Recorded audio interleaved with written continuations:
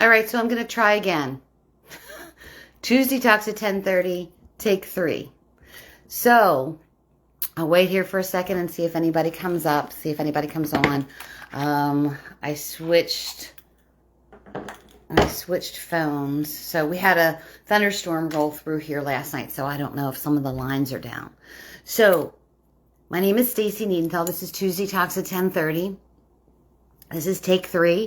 We had some technical issues, but we're talking about worry. I've already set my intention. My name is Stacy Niedenthal. I am a child of God, evidential medium, spiritual healer. And I'm just going to start from the beginning. We're just going to start all over. So good morning, everyone. Let me know where you are watching from. If this is the first time that you've been on, put a 1. But I come to you every Tuesday at 10:30 and we talk about spiritual things like grief, like death and dying, meditation, things like that. Today, we're going to talk about worry. So the quote that I want to talk about is, if it is out of your hands, it deserves freedom from your mind. So when you think about worry, it affects your mind, your body, and your spirit. It can make you nauseous. It can make you nervous. So we're going to talk about this on this segment, worry. Why do we worry about things that are out of our control? Well, we worry about things that are out of our control because we need a solution. We need it to stop. We need it to stop coming into our mind. And until there is a solution, it's hard for it to stop being in our minds. So worry described in the dictionary as giving way to anxiety or unease, allowing one's mind to dwell on difficult problems. Hello, Marcy. When we dwell on something, we think, we speak, we write, we talk about one particular thing, especially when it's a source of unhappiness, unease, anxiety, depression. It keeps rolling around in our mind. It's almost like we go through the day and we're fine, and then boom, it pops into our head.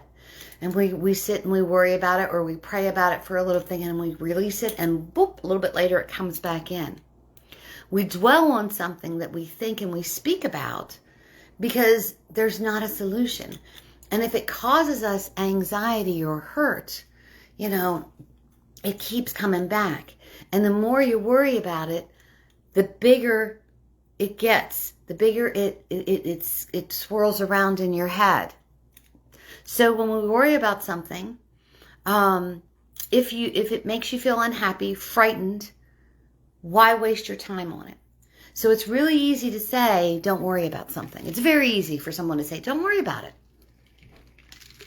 Well, how do you just not worry about it? It's not like just turning the light switch off, and there it goes away, because it pops back into your head from time to time. So I want to give you some tools to help you with worry. So how to stop worrying: mindfulness and meditation and deep breathing. Those all kind of go together. And I know it can be annoying when you are worrying about something, when you're panicking about something and someone says, just breathe. I am breathing. But there's a lot of truth behind that. When you slow your breathing down, it slows down the thought process in your mind. It slows your heart rate down. It allows you to take a step back and find clarity. That's part of meditation and mindfulness. What are you allowing your mind to think about? And if there's something in your mind that you don't want to think about, it's slowing the breath down and kind of pushing it away. It's releasing it. Now, I'm not suggesting that you push away things that need to be done. When worry comes in, there's 2 thought processes. Is there something that I can do about it?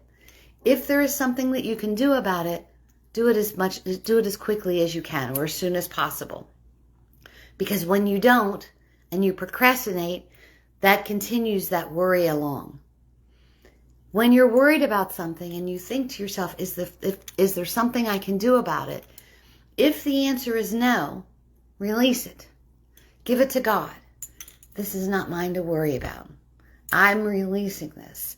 And I literally will visualize a balloon, or visualize that breath going out of my energy, out of my spirit, to release that worry.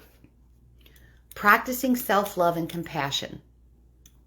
So if the thing that's worrying you, if someone, all of a sudden you're not hearing from them, you call them, they don't call you back, your mind starts to wonder about, what did I do?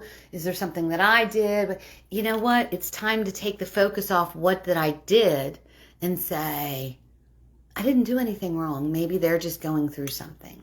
It's time to not always take the fault about things that you don't have an answer to. Granted, if there was a problem the last time you spoke to this person, it's going to pop up in your head and you're going to know, boy, that light's kind of bright behind my head, isn't it? And you're going to know where that problem lies. So it's taking care of what that problem is. It's walking through it. It's talking through it. But it's practicing self-love and compassion.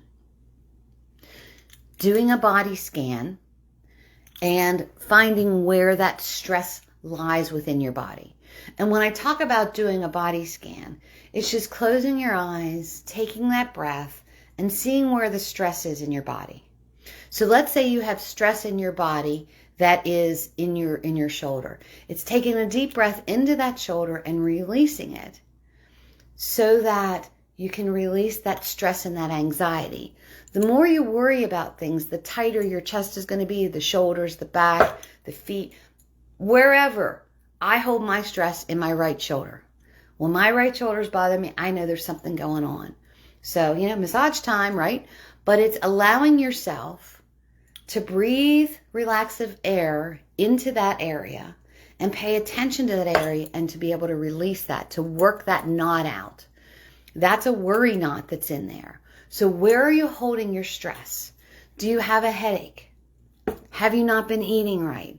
Do you need to go out and exercise? Have you, used your home kind of as a cave and you haven't been outside lately? Going outside, taking a walk, doing some exercise, releasing that stress that's within you.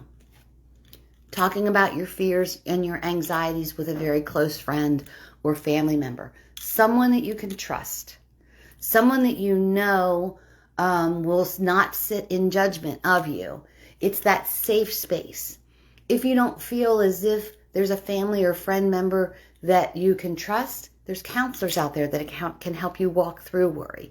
And there's so many things that are going on in this world today that cause us to worry, but how much of it is in our control and how much of it is out of our control? Like I said before, if it's in your control and you can do something about it, do it right away. When you procrastinate, that causes a longer period of stress. Being of service and of gratitude.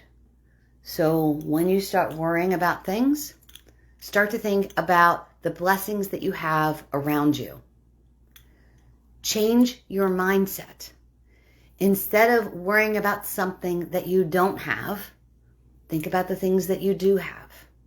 If you're going through some health issues, find the blessings in those health issues. And I know that sounds very odd, but maybe your doctor is very good.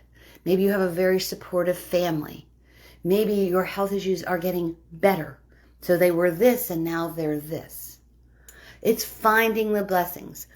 Maybe you needed your body to pause for a little while. Is your body overworked?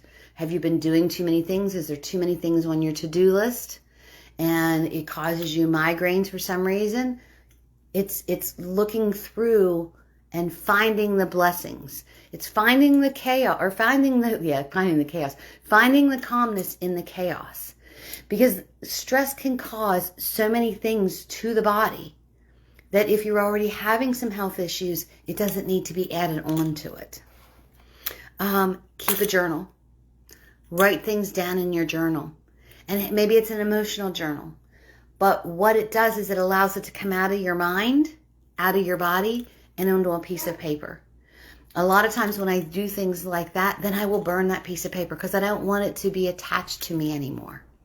So that emotional journal, keeping those thoughts, writing them down and getting them out of your mind.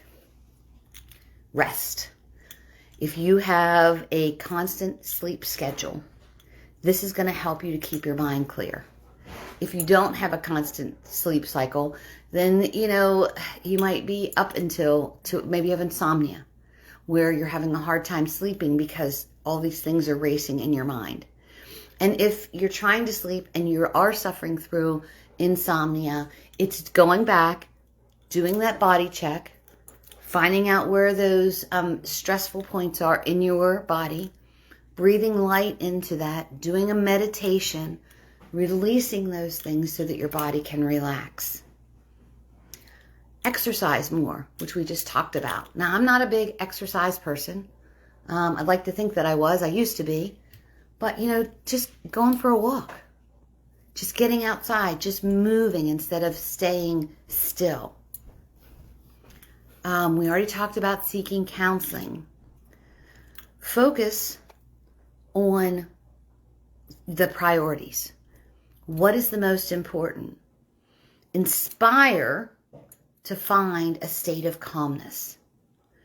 So how can we prioritize this? Sometimes I'll worry about things that are the silliest things in the world. And I'll be thinking about it, worrying about it all day. And it may have started to be like this big of a problem. But by the end of the day, I am in full-blown panic attack. I have to kind of stop myself and recognize, wait a minute. Why am I worrying about this? This is not something that I can do anything about. Maybe I should just sit in meditation and pray about it for a little while. Okay? Training your brain to be positive. My husband, you guys, hear me talk about Jeff all the time. He gives me a rough time a lot, probably since we've been married. Oh my gosh, can't you just be negative about something? Why do you always have to be positive about something? There is always something positive in every situation. I don't care what the situation is. There's always a positive aspect. Always. I woke up this morning.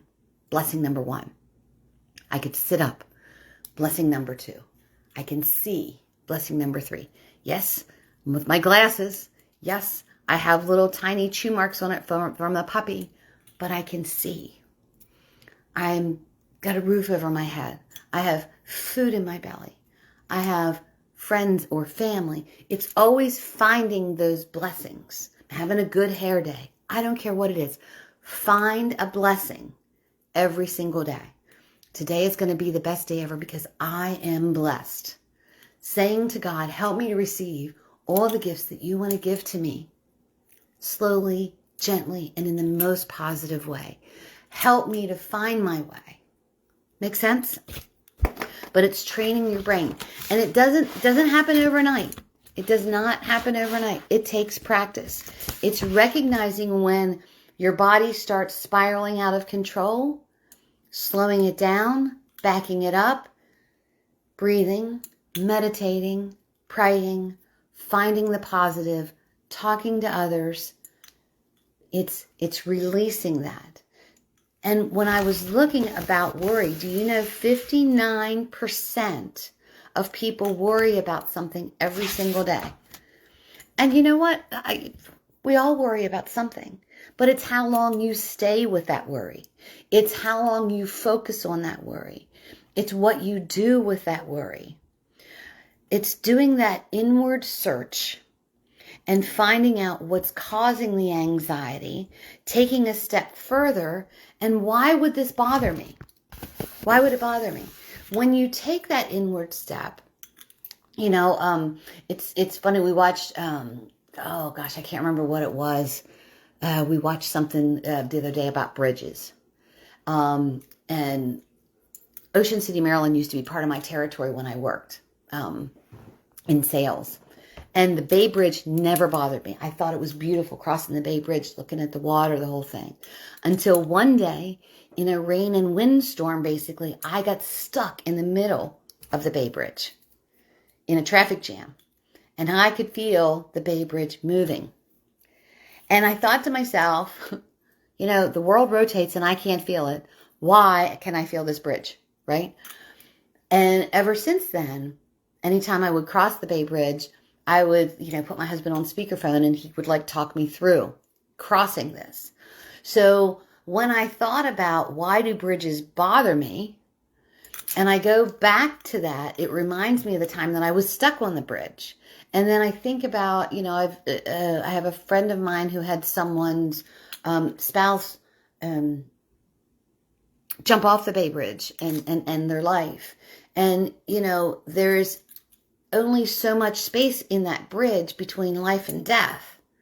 And how much do I trust the person, the construction people who built this bridge, and how long is this? And see, my mind starts going on like this, where I'm spiraling out of control. Like, well, what if what if this, and what if a bolt comes loose, and So I had to stop myself and say, okay, where is my faith? My faith is in that God has put me in this particular time and moment, that I am going to be safe, that I am not going to worry, that I am in his protective arms. So it's rolling back to where that fear first began. So it is inner journeying. It is taking that pause. And sometimes things come up that you totally forgot about, that happened when you were a kid. And then you have to roll back and think, okay, I'm not that person anymore. I need to work through that. So it's being self-aware. It's allowing life changes to happen, evolving, and fighting to make yourself better. It's working through that fear. Fear. That's all worry is. It's fear. So are you going to live by fear, or are you going to live by faith? Too much of worry affects the body. Stress, heart disease, anxiety, high blood pressure. That's what stress, that's what worry causes on the body. So, are you a chronic worrier? And how to kind of find out if you're a chronic worrier. Are you exhausted at the end of the day, even though you slept well? Do you have a racing heartbeat? Do you get shaky? Are you, do you get the cold sweats when things come up? Are you restless, tense, paranoid? Are you snappy with people when they're just asking you a simple question? So the number one thing that people worry about is finances. And I'm not seeing any, maybe I could look here. So the number one thing people worry about is finances. Money is that strange thing that we all worry about. I'm just trying to see if I can. All right. See, I'm worried about if I can see your comments. Okay. A few comments. So why do you worry about money? Well, we worry about money because we have to live. We need to pay the bills. We need to do this. We need to do this. We need to do this. So when you're worrying about finances and money, it's time to reevaluate if you were living beyond your financial means. It's time to think about, do I need to get a second job? Do I need to cut some things out? If you're the person who lives paycheck to paycheck, but you're getting your nails and hair and eyelashes done once a month, there are things that you need, there's things that you want. It's finding the difference between those two. So when you worry about finances, it's knowing that what you need will be given to you when you need it, but it's also setting a boundary within yourself not to live beyond your means. Finances is a tricky thing right now. Everything's going up. I feel you. I understand. But it's standing in faith to know that God will give you what you need when you need it. Sometimes backing away from electronics, from people, from coworkers is good for the body because they cause you stress. There's sometimes when I'll be talking to someone, and because of the things that they're saying, and they're just full of anxiety and stress, and I want to hear them out, and I'll listen to what they have to say, and I offer my blessings or whatever the situation is. But then I need to, after we finish the conversation, I need to walk away, and I need to de-stress because I don't want to pick up their anxiety. So sometimes you need to back away. Sometimes it's good to retreat in the meditation. So deciding what is in your control or not in your control is going to help you a lot when you're trying to control stress and worry that's around you. Unfortunately, there's some family members that I had to back away from. Do I love them? Absolutely. Are they welcome at my home? Absolutely. But for me to pick the phone up, on a weekly or a daily or a monthly or even a yearly basis to say, hi, how are you doing? I can't do it anymore because there's too many things that cause me stress when I speak to them. They're either very judgmental or narcissistic or what. They have things that they need to work through. I haven't totally cut them off. I sent them well wishes and backed away, but I just couldn't mesh with their energy anymore. And I have certain friends that I've had to do that with as well. I had a job years ago that I had to do that with. I had to just be like, this is not the job for me. I need to find something else. Your energy, your body energy, your how do I want to say that? Your well-being, your spiritual well-being, your energetic well-being is very important to who you are. And you can check in, there's mornings when I wake up and I'm just pissed off. Well, why am I pissed off? I just slept. Probably had a dream about something that didn't make me happy. Something came into that. I have to check in with that and just, I'll say to my husband, look, I'm in a bad mood this morning. I'm not sure why. I'm going to go take a shower. I'm going to go for a walk, whatever. It's not you. It's me. And it's thinking through it. It's meditating. It's releasing it. So if it's out of your hands, if there's nothing that you can do to physically change this worry, this stress, it deserves freedom from your mind. Releasing it, letting it go, sending it blessings, giving it to God, giving it to Creator, giving it to the earth, however you want to look at it. There are times I'll write all my worries and frustrations down on a piece of paper. I will pray about it. I will burn that piece of paper because I no longer want it to be a part of me. So it's checking in with that. You can choose to live with worry and be a worrier. Or you can choose to work through and creating the habit of thinking positive and releasing worry. And you can choose to not procrastinate about the things that you are worrying about.